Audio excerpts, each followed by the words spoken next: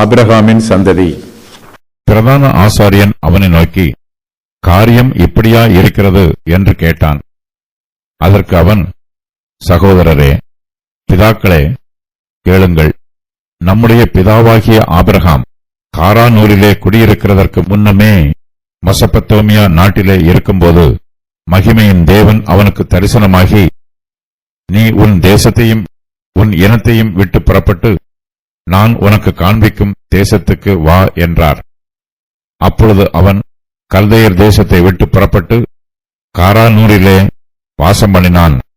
அவனுடைய தகப்பன் மரித்த பின்பு அவ்விடத்தை விட்டு, நீங்கள் இப்பொழுது குடியிருக்கிற இத்தேசத்திற்கு அவனை அழைத்துக் கொண்டு வந்து குடியிருக்கும்படி செய்தார். இதிலே ஒரு அடி நிலத்தையாகிலும் அவனுடைய கையாட்சிக்கு கொடாமல் இருக்கையில், அவனுக்கு பிள்ளை இல்லாதிருக்கும்போது உனக்கும் உனக்கு பின்வரும் உன் சந்ததிக்கும் இதை சுதந்திரமாக தருவேன் என்று அவனுக்கு வாக்குத்தத்தம் பண்ணினார். அந்தபடி தேவன் அவனை நோக்கி, உன் சந்ததியார் அந்நிய தேசத்தில் சஞ்சரிப்பார்கள். அத்தேசத்தார் அவர்களை அடிமைகளாக்கி 400 வருஷம் துன்பப்படுத்துவார்கள். அவர்களை அடிமைப்படுத்தும் ஜனத்தையோ நான் ஆக்கினைக்கு உட்படுத்துவேன். அதற்கு பின்பு அவர்கள் புறப்பட்டு வந்து இவ்விடத்திலே எனக்கு ஆராதனை செய்வார்கள் என்றார். மேலும் விருத்த சேதன உடன்படிக்கையையும் அவனுக்கு ஏற்படுத்தினார்.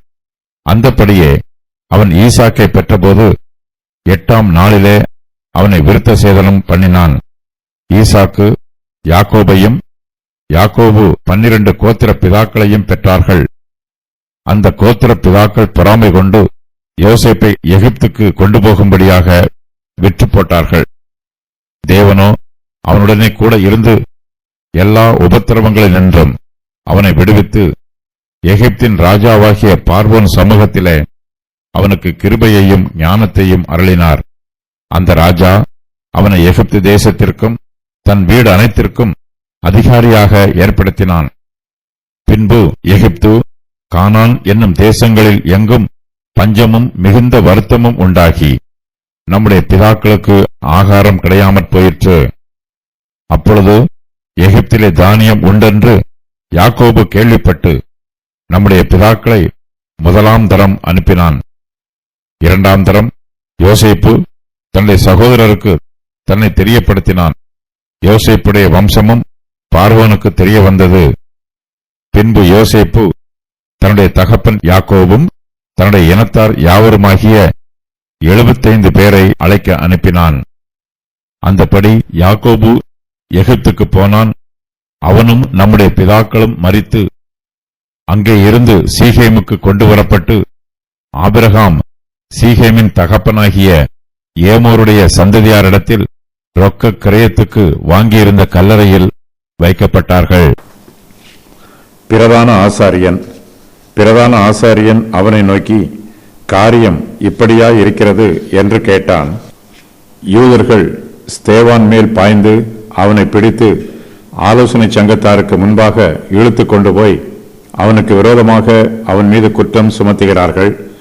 பிரதான ஆசாரியன் அவர்களுடைய குற்றச்சாட்டுகளை கேட்டு ஸ்தேவானிடத்தில் தன்னுடைய நியாயத்தை எடுத்துச் சொல்லுமாறு கூறுகிறான். காரியம் இப்படியா இருக்கிறது என்று கேட்கிறான். பிரதான ஆசாரியன் தனக்கு பேச அனுமதி கொடுக்கும்போது தான் என்ன பேசுவது என்று ஸ்தேவான் யோசிக்கவில்லை, திணறவில்லை, வார்த்தைகள் தடுமாறவில்லை. ஸ்தேவான் பரிசுத்த ஆவியும் ஞானமும் நிறைந்தவனாக இருக்கிறான். ஆவியானவர் அவனுடைய இருதயத்தில் வேத வசனங்களை நிரப்பி இருக்கிறார். ஸ்தேவான் புதிதாக எதையும் சொல்லவில்லை. பரிசுத்த ஆவியானவர் அவனுடைய உள்ளத்தில் ஏற்கனவே நிரப்பியிருக்கும் வேத வாக்கியங்களை அவன் நினைவுபடுத்தி சொன்னாலே போதுமானது. ஸ்தேவானுடைய இருதயத்தில் பழைய ஏற்பாட்டு வசனங்களெல்லாம் நிரம்பி இருக்கிறது. தன்னுடைய விவாதத்திற்கு ஸ்தேவான் தன்னுடைய இருதயத்தில் உள்ள வசனங்களை நினைவு கூர்ந்து அவற்றை பகுத்து ஆலோசனை சங்கத்தாரிடம் சொல்லுகிறான். பரிசுத்த ஆவியினால் நிரம்பி இருக்கிறவர்கள் வேத வாக்கியத்தினாலும் நிரம்பி இருப்பார்கள். ஸ்தேவான் மீது யூத மார்க்கத்து தலைவர்கள் குற்றம் சுமத்துகிறார்கள். தன் மீது சுமத்தப்பட்ட குற்றச்சாட்டுக்களை ஸ்தேவான் மறுக்கவில்லை. இருந்தாலும் அவர்களுக்கு சத்தியத்தை விளக்கி கூற விரும்புகிறான். தன் மீது குற்றம் சுமத்துகிறவர்கள்தான் நியாயப்பிரமாணத்தை மீறுகிறவர்கள் என்றும் அவர்களே தேவனை தூஷிக்கிறவர்கள் என்றும் தேவாலய ஆராதனையை அசுத்தப்படுத்துகிறவர்கள் என்றும் ஸ்தேவான் விரிவாக கூறுகிறான். சகோதரரே, பிதாக்களே. அதற்கு அவன், சகோதரரே, பிதாக்களே, கேளுங்கள். நம்முடைய பிதாவாகிய ஆபிரகாம் காரானூரிலே குடியிருக்கிறதற்கு முன்னமே மெசபத்தோமியா நாட்டிலே இருக்கும்போது மகிமையின் தேவன் அவனுக்கு தரிசனமாகி, ஸ்தேவான் ஒரு கிரேக்கன், சிதறிப்போன யூதன். இவன் செப்துவஜின்த் வேதாகமத்தை பயன்படுத்துகிறான். செப்துவஜின்த் பதிப்பில் இருந்தே வேத வாக்கியங்களை மேற்கோளாக கூறுகிறான். தன்னுடைய பேச்சிற்கு ஆரம்பமாக, சகோதரரே, பிதாக்களே, கேளுங்கள் என்று கூறுகிறான். ஆலோசனை சங்கத்தாரையும் தன் மீது குற்றம் சுமத்தியிருக்கிற யூதரையும் மரியாதையாக அழைக்கிறான். முகஸ்துதி செய்யும் வண்ணமாக ஆலோசனை சங்கத்தாருக்கு புகழ்ச்சி ஏற்படக்கூடிய பட்டங்கள் எதையும் ஸ்தேவான் கொடுக்கவில்லை. எல்லோரையும் மிகவும் சாதாரணமாக, அதே சமயத்தில் மரியாதையாக சகோதரரே, பிதாக்களே என்று அழைக்கிறான். யூதர்கள் ஸ்தேவானை தங்களுடைய சத்துருக்களாகவே பார்க்கிறார்கள். யூத மார்க்கத்தின் தேவாலயத்திற்கும் ஜெப ஆலயத்திற்கும் ஸ்தேவான் சத்துருவாக இருக்கிறான் என்றே அவர்கள் நினைக்கிறார்கள். தேவதூஷணம் சொன்னான் என்று அவன் மீது குற்றம் சுமத்தி பொய்ச்சாட்சிகள் மூலமாகவாது அந்த குற்றத்தை நிரூபித்து அவனுக்கு தண்டனை கொடுக்க வேண்டும் என்று ஆலோசனை சங்கத்தார் ஆயத்தமாயிருக்கிறார்கள்.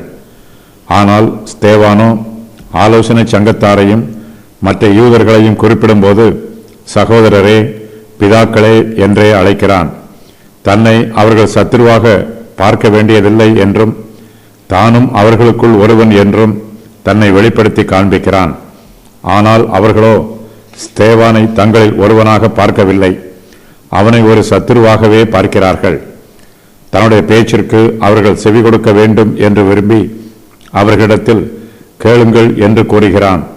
தன்னுடைய விவாதத்தை தேவையில்லாமல் விரிவாக்காமல் மிகவும் சுருக்கமாக சொல்லுகிறான். ஸ்தேவான் பேசுகிற ஒவ்வொரு வார்த்தையிலும் ஆவியானவரின் ஞானம் வெளிப்படுகிறது. ஸ்தேவான் ஆவியில் நிறைந்து பேசுகிறான். இந்த உலகத்தில் பரிசுத்த ஆலயம் ஸ்தாபிக்கப்படுவதற்கு முன்பாகவே தேவனை ஆராதிப்பதற்கு ஒரு கூடாரம் இருந்தது என்பதை அவர்களுக்கு தெரியப்படுத்துகிறான். தேவன் மோசேயின் மூலமாக தம்முடைய பிரமாணத்தை கொடுத்தார். மோசேக்கு விரோதமாக ஸ்தேவான் தூஷண வார்த்தைகளை பேசினான் என்பது அவன் மீது கூறப்படும் குற்றச்சாட்டு. ஆனால் யூதர்களுடைய முற்பிதாக்களே மோசேயின் பிரமாணத்திற்கு கீழ்ப்படியாமல் எதிர்த்து நின்ற சம்பவங்களை ஸ்தேவான் அவர்களுக்கு விளக்கிச் சொல்லுகிறான். தேவனுக்கு விரோதமாகவோ மோசேக்கு விரோதமாகவோ தான் தூஷண வார்த்தை எதையும் பேசவில்லை என்பது ஸ்தேவானின் விவாதம். தேவனுடைய நாமங்கள் மகிமையின் தேவன், பொறுமையை அளிக்கும் தேவன், நம்பிக்கையின் தேவன், சமாதானத்தின் தேவன், சகலவிதமான ஆறுதலின் தேவன், இரக்கங்களின் பிதா, அன்புக்கு காரணராகிய தேவன், சகல கிருபையும் பொருந்திய தேவன், சத்தியமுள்ள தேவன், யாருக்கும் நியாயாதிபதியாகிய தேவன், மெசபத்தோமியா, ஐபிராத்து, டைகிரீஸ் ஆகிய நதிகளுக்கு இடையில் உள்ள தேசம், கல்தேயர் தேசம். நீ உன் தேசத்தையும் உன் இனத்தையும் விட்டு புறப்பட்டு நான் உனக்கு காண்பிக்கும் தேசத்துக்கு வா என்றார். அப்பொழுது அவன் கல்தேயர் தேசத்தை விட்டு புறப்பட்டு காரானூரிலே வாசம் பண்ணினான். அவனுடைய தகப்பன் மரித்த பின்பு அவ்விடத்தை விட்டு நீங்கள் இப்பொழுது குடியிருக்கிற இத்தேசத்திற்கு அவனை அழைத்து கொண்டு வந்து குடியிருக்கும்படி செய்தார். ஸ்தேவான் தன்னுடைய விவாதத்தை ஆபிரகாமில் இருந்து ஆரம்பிக்கிறான். பழைய ஏற்பாட்டு சபைக்கு ஆபிரகாமே முற்பிதா. தேவன் ஆபிரகாமை அழைத்தார். அப்போது அவன் மெசபத்தோமியா தேசத்தில் குடியிருந்தான். இந்த தேசத்தில் விக்கிரக ஆராதனை மிகுந்திருந்தது. இது கல்தேயரின் தேசம். தேவன் ஆபிரகாமை இந்த தேசத்தில் இருந்துதான் அழைத்து கொண்டு வந்திருக்கிறார். தேவன் ஆபிரகாமை முதலாவதாக கல்தேயருடைய தேசத்தில் இருந்து காரானூருக்கு அழைத்து கொண்டு வந்தார். இந்த ஊருக்கு ஆரான் என்று மறுபெயரும் உள்ளது. இந்த ஊருக்கு வந்து சில வருஷங்களுக்கு பின்பு ஆபிரகாமின் தகப்பனார் மரித்து போனார். அதன் பின்பு தேவன் ஆபிரகாமை கானான் தேசத்திற்கு அழைத்து கொண்டு வந்து குடியிருக்கும்படி செய்தார். தேவன் ஆபிரகாமுக்கு கொடுத்த அழைப்பின் மூலமாக நாம் ஒரு சில காரியங்களை அறிந்து கொள்ளலாம். நம்முடைய வழிகளெல்லாம் நாம் தேவனையே சார்ந்திருக்க வேண்டும். அவருடைய வழி நடத்துதலுக்கு கீழ்ப்படிந்து அவர் காண்பிக்கும் திசையை நோக்கி நாம் விசுவாசத்தோடு முன்னேறி செல்ல வேண்டும். எல்லா சூழ்நிலைகளிலும் நாம் தேவனுடைய அடிச்சோடுகளை பின்பற்ற வேண்டும். தேவன் நம்மை பராமரிப்பார் என்றும் அவருடைய பராமரிப்பு நமக்கு போதுமானதாக இருக்கும் என்றும் நாம் விசுவாசிக்க வேண்டும். தேவன் ஆபிரகாமை கானான் தேசத்திற்கு அழைத்து கொண்டு வந்து குடியிருக்கும்படி செய்தார். அந்த தேசத்தில்தான் யூதர்கள் இப்போது குடியிருக்கிறார்கள். தேவன் நம்மோடு உடன்படிக்கை பண்ணும்போது நாம் இந்த பிரபஞ்சத்தின் கட்டுக்களில் இருந்து அவிழ்க்கப்பட வேண்டும். இந்த பிரபஞ்சத்தை விட தேவனே நமக்கு முக்கியமானவராக இருக்க வேண்டும். இப்பிரபஞ்சத்தின் மீது நாம் வைத்திருக்கும் பிரியத்தை விட தேவன் மீது அதிக பிரியம் வைக்க வேண்டும். தேவனால் தெரிந்து கொள்ளப்படுகிறவர்கள் விசுவாசத்தோடும் கீழ்ப்படிதலோடும் அவருடைய அடிச்சுவடுகளை பின்பற்றி செல்வதற்கு ஆயத்தமாய் இருக்க வேண்டும். ஸ்தேவான் தேவனுக்கு விரோதமாக தூஷண வார்த்தைகளை பேசினான் என்று அவன் மீது குற்றம் சுமத்துகிறார்கள். தன்னுடைய நியாயத்தை எடுத்துச் சொல்லும் வண்ணமாக ஸ்தேவான் தன்னை ஆபிரகாமின் குமாரனாக வெளிப்படுத்தி காண்பிக்கிறான். ஆபிரகாமை பற்றி சொல்லும்போது நம்முடைய பிதாவாகிய ஆபிரகாம் என்று சொல்லுகிறான். தானும் ஆபிரகாமின் தேவனை உண்மையோடு ஆராதிப்பதாக அவர்களுக்கு எடுத்துச் சொல்லுகிறான். தேவனை பற்றி குறிப்பிடும்போது அவரை மகிமையின் தேவன் என்று சொல்லுகிறான். யூதர்கள் விருத்த சேதனம் பண்ணுகிறார்கள். விருத்த சேதன உடன்படிக்கையில் அவர்கள் பெருமைப்படுகிறார்கள். தேவனுடைய வழி நடத்துதலின்படி ஆபிரகாம் புறப்பட்டு போகிறான். ஆபிரகாம் விருத்த சேதனம் பண்ணிக்கொள்வதற்கு முன்பாகவே அவன் தேவனோடு ஐக்கியமாக இருந்தான். தேவனை உண்மையான மனதோடு ஆராதித்தான். தேவன் ஆபிரகாமுக்கு விருத்த சேதன உடன்படிக்கையை கொடுப்பதற்கு முன்பாகவே தேவன் அவனோடு ஐக்கியமாக இருந்தார். அவனை வழிநடத்தினார். அவனை கானான் தேசத்திற்கு அழைத்து வந்து அங்கு குடியிருக்கும்படி செய்திருக்கிறார். யூதர்கள் விருத்த சேதன உடன்படிக்கைக்கு அதிக முக்கியத்துவம் கொடுக்கிறார்கள்.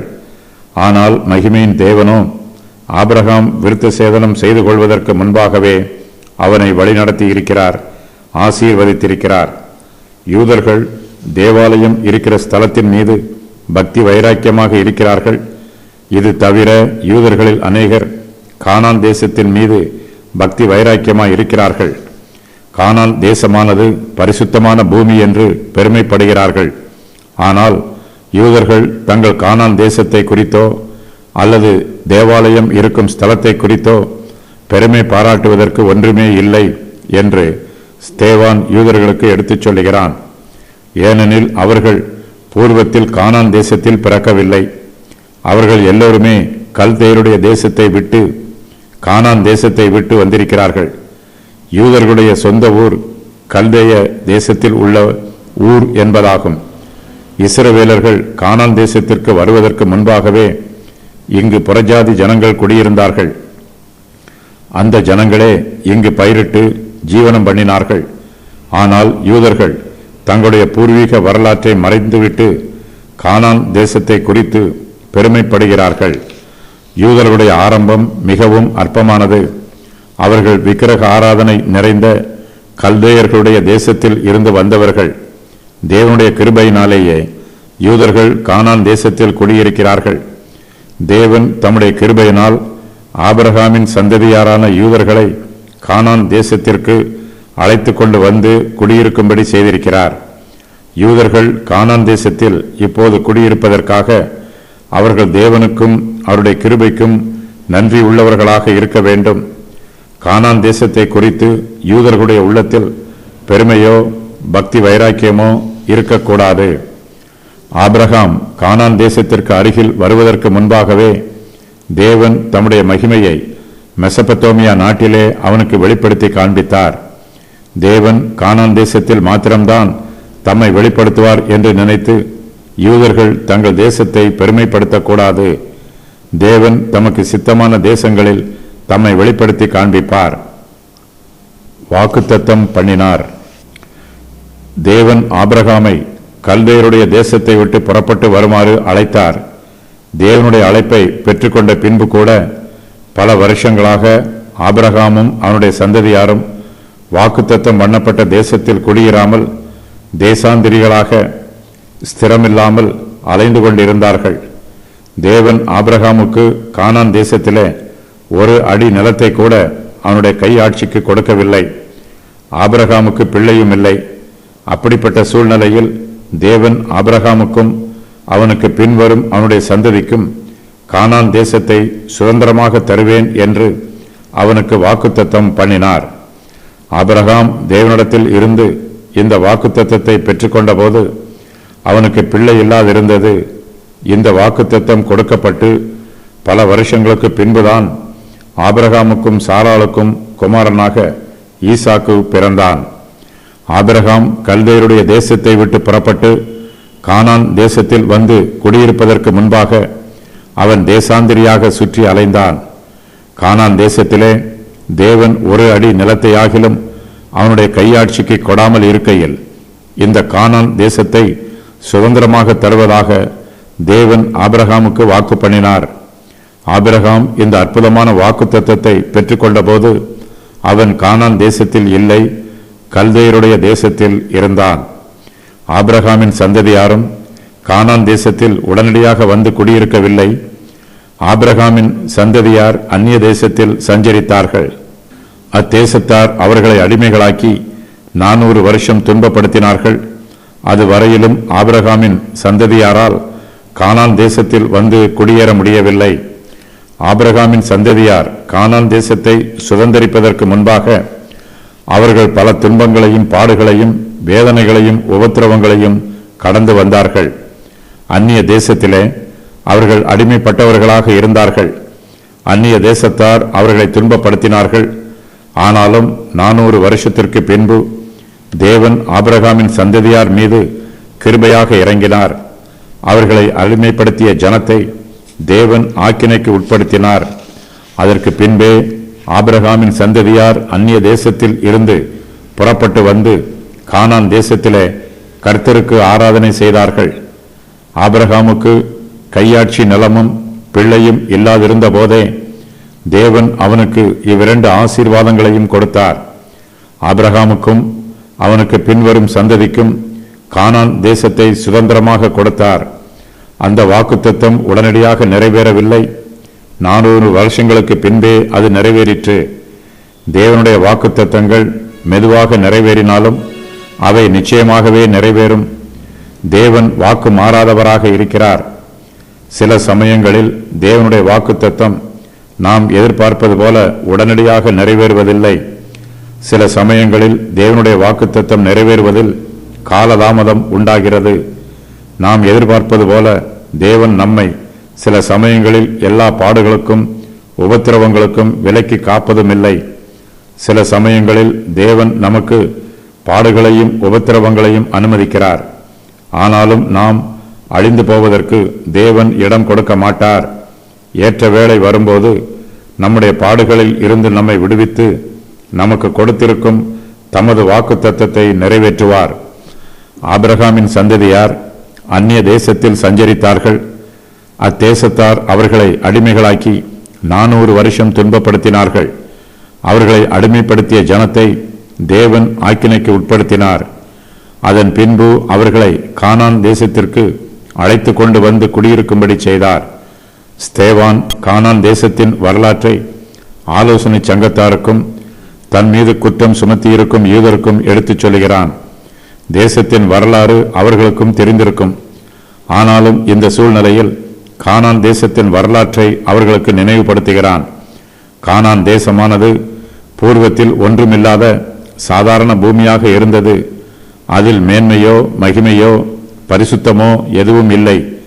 அவர்களுடைய முற்பிதாவாகிய ஆபிரகாம் கல்தேயருடைய தேசத்தில் இருந்து புறப்பட்டு வந்து கானான் தேசத்தில் குடியிருந்தான். ஆனால் ஆபிரகாமின் சந்ததியாரோ எகிப்து தேசத்தில் அடிமைகளாக துன்பப்பட்டார்கள். கானான் தேசத்தை விட்டு எகிப்து தேசத்தில் அடிமைகளாய் இருந்தார்கள்.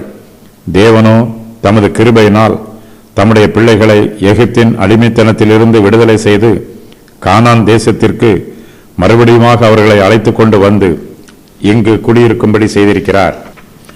எகிப்தில் இருந்து கானான் தேசத்திற்கு தம்முடைய பிள்ளைகளை அழைத்து கொண்டு வந்த தேவனால் மறுபடியும் கானான் தேசத்தில் இருந்து எகிப்து தேசத்திற்கு அழைத்து கொண்டு போய் அங்கு அவர்களை அடிமைப்படுத்த முடியும். தேவனால் கூடாத காரியம் ஒன்றுமில்லை. இஸ்ரவேல் ஜனங்கள் தங்களை ஆபிரகாமின் சந்ததியார் என்று சொல்லி பெருமைப்படுவதற்கு ஒன்றுமில்லை. ஏனெனில் தேவன் சாதாரண கல்லுகளில் இருந்து ஆபிரகாமுக்கு சந்ததியை உண்டு பண்ண வல்லவராக இருக்கிறார். தேவன் ஆபிரகாமுக்கு கொடுத்த வாக்குத்தத்தம் உடனடியாக நிறைவேறவில்லை, சிறிது சிறிதாக நிறைவேறிற்று. வாக்குத்தத்தம் நிறைவேறுவதில் காலதாமதம் உண்டாயிற்று. வாக்குத்தத்தம் நிறைவேறுவதில் காலதாமதம் உண்டானாலும் ஆபிரகாம் சோர்ந்து போய்விடவில்லை. தேவனை பூரணமாய் விசுவாசித்தான். அவருடைய வார்த்தைக்கு முழுவதுமாக கீழ்ப்படிந்து கிரியை செய்தான். ஆபிரகாமும் அவனுடைய சந்ததியாரும் உடனடியாக கானான் தேசத்திற்கு வந்து அதில் குடியிருந்தால் அந்த தேசத்தின் முக்கியத்துவமும் தேவனுடைய மகத்துவமும் அவர்களுக்கு தெரிந்திருக்காது. கானான் தேசம் சாதாரண தேசம் அல்ல. தேவன் தம்முடைய பிள்ளைகளுக்கு வாக்குத்தத்தம் பண்ணியிருக்கிற தேசம். தேவன் தம்முடைய பிள்ளைகளுக்கு பரலோகத்தில் வாசஸ்தலத்தை ஆயத்தம் பண்ணி இருக்கிறார். இப்பிரபஞ்சத்தில் உள்ள கானான் தேசமானது பரலோகத்தில் உள்ள கானானுக்கு அடையாளமாக இருக்கிறது. இயேசு கிறிஸ்துவோ இந்த பூமிக்குரிய கானான் தேசத்திற்கு முக்கியத்துவம் கொடுக்காமல் பரலோக கானான் தேசத்திற்கு முக்கியத்துவம் கொடுத்து அதை குறித்து போதனை செய்தார். நசரேயனாகிய இயேசு கிறிஸ்து இந்த ஸ்தலத்தை அழித்து போடுவார் என்று சொன்னது தூஷணமான வார்த்தை ஆகாது. ஏனெனில் இந்த பூமிக்குரிய கானான் தேசம் நம்முடைய நித்திய குடியிருப்பு அல்ல. தேவன் நம்மை பரம கானானுக்கு அழைத்துச் செல்வதாக வாக்கு பண்ணி இருக்கிறார். அந்த வாக்குத்தத்தம் நிறைவேற நாம் காத்து கொண்டிருக்கிறோம். ஆபிரகாமின் சந்ததியார் இப்பிரபஞ்சத்தின் கானான் தேசத்திற்குள் பிரவேசிப்பதற்கு முன்பாக எகிப்து தேசத்தில் 400 வருஷம் பாடுகளை அனுபவித்தார்கள். அதன் பின்பு தேவன் அவர்களை கானான் தேசத்திற்கு அழைத்துச் சென்றார். நம்முடைய கர்த்தராகிய இயேசு கிறிஸ்துவோ நம்மை பரம கானானுக்கு அழைத்துச் செல்வதாக வாக்கு பண்ணி இருக்கிறார். அந்த வாக்குத்தத்தம் நிறைவேறுவதற்காக நாம் காத்து கொண்டிருக்கிறோம். கர்த்தருடைய பிள்ளைகளாகிய நமக்கு இப்பிரபஞ்சத்தின் கானானை விட பரம கானானே மிகவும் முக்கியமானது. ஆகையினால் நாம் பூமிக்குரிய இந்த ஸ்தலத்திற்கு முக்கியத்துவம் கொடுக்காமல் பரம கானானுக்கு முக்கியத்துவம் கொடுக்க வேண்டும் என்று ஸ்தேவான் ஆலோசனை சங்கத்தாரிடம் கூறுகிறான். உன் சந்ததியார் அந்நிய தேசத்தில் சஞ்சரிப்பார்கள் என்னும் இந்த வாக்கியத்தில் அந்நிய தேசத்தில் சஞ்சரிப்பவர்களை குறிப்பதற்கு பயன்படுத்தப்பட்டிருக்கும் கிரேக்க வார்த்தை புரோய்கோஸ் என்பதாகும். இஸ்ரவேல் ஜனங்கள் பல தேசங்களிலே பரதேசியாக சஞ்சரித்தார்கள். கானான், பெலிஸ்திய தேசம், எகிப்து ஆகியவற்றுடன் மேலும் பல அந்நிய தேசங்களில் ஆபிரகாமின் சந்ததியார் சஞ்சரித்தார்கள். ஆரானில் இருந்து புறப்பட்டதிலிருந்து 430 வருஷங்கள் அந்நிய தேசங்களில் சஞ்சரித்துக் கொண்டிருந்தார்கள். எகிப்து தேசத்திலே இவர்கள் 215 வருஷங்கள் மட்டுமே இருந்தார்கள். மொத்தம் சஞ்சரித்த 430 வருஷங்களில் இது பாதி காலமே ஆகும். ஆபிரகாமின் காலத்தில் இருந்து மோசேயின் காலம் வரைக்கும் உள்ள காலம் 430 வருஷங்களாகும். ஆதியாகமம் 15, 13, அப்போஸ்தலர் 7, 6 ஆகிய வசனங்களில் கூறப்பட்டிருக்கிற 400 வருஷங்கள் என்பது இஸ்மவேல் துரத்தப்பட்ட பின்பு ஈசாக்கு ஆபிரகாமின் வித்தாக அங்கீகரிக்கப்பட்ட பின்பு கணக்கிடப்படும் காலமாகும். ஈசாக்கு பிறந்து 5 வருஷங்களுக்கு பின்பு இந்த காரியம் நடைபெற்றது. ஆபிரகாம் ஆரானில் இருந்து தனக்கு 75 வயது ஆகும்போது புறப்பட்டு போனான். ஈசாக்கு பிறப்பதற்கு முன்பு இது 25 வருஷமாகும். அதாவது இஸ்மவேல் வெளியேற்றப்பட்டு ஈசாக்கு ஆபிரகாமின் வித்தாக அங்கீகரிக்கப்படுவதற்கு முன்பாக 30 வருஷங்களாகும். எகிப்தியர்கள் இஸ்ரவேல் ஜனங்களை அடிமைப்படுத்தினார்கள். எகிப்தியர்கள் ஆக்கினைக்கு உட்படுத்தப்பட்ட பின்பு இஸ்ரவேல் ஜனங்கள் கானானை சுதந்தரித்துக் கொள்வார்கள். கோத்திர பிதாக்கள். தேவன் ஆபிரகாமுக்கும் அவனுடைய சந்ததியாருக்கும் தேவனாக இருக்கிறார். இதை உறுதி பண்ணும் வண்ணமாக தேவன் ஆபிரகாமுக்கு விருத்த சேதன உடன்படிக்கையை ஏற்படுத்தினார். ஆபிரகாமின் சந்ததியில் பிறக்கிற ஒவ்வொரு ஆண் பிள்ளையும் விருத்த சேதனம் பெற்றுக்கொள்ள வேண்டும். ஆபிரகாமுக்கு ஈசாக்கு பிறந்தான். இந்த உடன்படிக்கையின் பிரகாரம் ஈசாக்கு பிறந்த 8ஆம் நாளிலே ஆபிரகாம் அவனை விருத்த சேதனம் பண்ணினான். ஆபிரகாமின் சந்ததி பெருகிற்று. ஈசாக்கு யாக்கோபையும், யாக்கோபு 12 கோத்திர பிதாக்களையும் பெற்றார்கள். யோசேப்பு தன் குடும்பத்தில் மிகவும் பிரியமானவனாக இருந்தான். யாக்கோபு யோசேப்பை அதிகமாய் நேசித்தான்.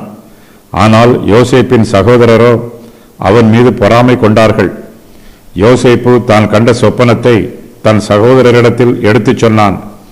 இதை கேட்ட அவனுடைய சகோதரர்கள் யோசேப்பின் மீது பொறாமையும் கோபமும் கொண்டு அவனை எகிப்திற்கு கொண்டு போகும்படியாக விற்று போட்டார்கள்.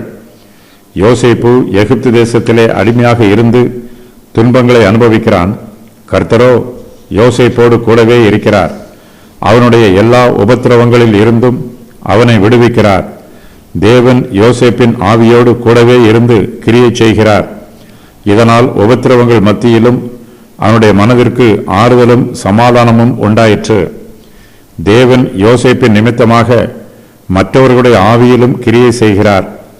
இதனால் மனுஷர் கண்களிலும் யோசேப்புக்கு தயவு கிடைக்கிறது. எகிப்தின் ராஜாவாகிய பார்வோன் சமூகத்திலே தேவன் யோசேப்புக்கு கிருபையையும் ஞானத்தையும் அருளுகிறார். அந்த ராஜா யோசேப்பை எகிப்து தேசத்திற்கும் தன் வீடு அனைத்திற்கும் அதிகாரியாக ஏற்படுத்துகிறான். எகிப்து, கானான் என்னும் தேசங்களில் எங்கும் பஞ்சமும் மிகுந்த வருத்தமும் உண்டாயிற்று. கோத்திர பிதாக்களுக்கு ஆகாரம் கிடையாமற் போயிற்று. எகிப்திலே தானியம் உண்டு என்று யாக்கோபு கேள்விப்பட்டு முதலில் யாக்கோபு யோசேப்பின் சகோதரர்களை எகிப்திற்கு அனுப்பினான். பின்பு யாக்கோபும் எகிப்து தேசத்திற்கு போகிறான். முதலில் யோசேப்பின் சகோதரர் மாத்திரமே எகிப்திற்கு போகிறார்கள். யோசேப்பு தன்னுடைய சகோதரருக்கு தன்னை தெரியப்படுத்தினான். யோசேப்புடைய வம்சம் பார்வோனுக்கும் தெரிய வருகிறது. இதன் பின்பு யோசேப்பு தன்னுடைய தகப்பன் யாக்கோபையும் தன்னுடைய இனத்தார் யாவருமாகிய 75 பேரையும் அழைக்க அனுப்பினான். அந்த 75 பேரும் எகிப்து தேசத்திற்கு வருகிறார்கள். யாக்கோபும் அவனுடைய குமாரரும் எகிப்து தேசத்திலே மரித்து போகிறார்கள். ஆனாலும் அவர்கள் கானான் தேசத்திற்கு கொண்டு வரப்பட்டு அடக்கம் பண்ணப்படுகிறார்கள். ஸ்தேவான் முற்பிதாக்களின் வரலாற்று சம்பவத்தை ஆலோசனை சங்கத்தாருக்கும் அங்கு கூடியிருக்கிற யூதர்களுக்கும் எடுத்துச் சொல்லுகிறான். தங்களுடைய முற்பிதாக்களை பற்றி யூதர்களுக்கு நன்றாக தெரியும். ஆனாலும் தன்னுடைய விவாதத்தை எடுத்துச் சொல்லுவதற்காக ஸ்தேவான் இந்த சம்பவங்களை எல்லாம் அவர்களிடத்தில் விவரிக்கிறான். யூதர்கள் தங்கள் தேசத்தை குறித்து பெருமைப்படுகிறார்கள். இந்த யூத தேசத்தின் ஆரம்பம் எப்படி இருந்தது என்பதை ஸ்தேவான் அவர்களுக்கு நினைவுபடுத்துகிறான். தேவனுடைய கிருபையினாலும் இரக்கத்தினாலும் அற்புதத்தினாலும் மாத்திரமே யூதா தேசம் உருவாயிற்று. இது தேவனுடைய சுத்த கிருபை. தங்கள் தேசத்தை பற்றி பெருமை பாராட்டுவதற்கு யூதரிடத்தில் ஒன்றுமே இல்லை. இவர்கள் ஒன்றும் இல்லாமல் வெறுமையாக இருந்த காலத்தில் தேவன் தம்முடைய கிருபையினால் அவர்களுக்கு ஒரு தேசத்தை கொடுத்திருக்கிறார். யூதர்கள் தங்கள் சுய முயற்சியினால் யூத தேசத்தை உண்டாக்கவில்லை. தேவன் யூதர்களுக்கு ஒரு தேசத்தை கொடுத்து அவர்களை ஆசீர்வதித்தார். ஆனால் அவர்களோ தேவனுக்கு விரோதமாக கலகம் பண்ணினார்கள். தேவனுடைய நீதியின் பிரகாரம் யூதர்களும் அவர்களுடைய யூத தேசமும் அழிக்கப்பட வேண்டும். இந்த நாளில் இஸ்ரவேல் தேசம் அழிக்கப்படாமல் இருப்பதற்கு தேவனுடைய கிருபையே காரணம். முற்பிதாக்கள் தேவனுக்கு விரோதமாக கிரியை செய்தார்கள். இப்போதுள்ள யூதர்களோ இயேசு கிறிஸ்துவுக்கும் அவருடைய சுவிசேஷத்திற்கும் விரோதமாக கிரியை செய்கிறார்கள்.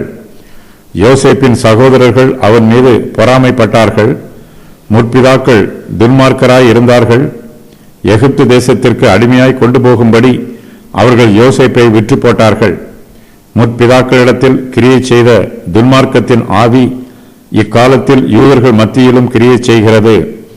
யோசேப்புக்கு விரோதமாக முற்பிதாக்கள் பொறாமைப்பட்டு துன்மார்க்கமான காரியத்தை செய்தது போல இக்காலத்து யூதர்கள் இயேசு கிறிஸ்துவின் மீது பொறாமைப்பட்டு அவரை சிலுவையில் அறைந்து கொன்று போட்டார்கள்.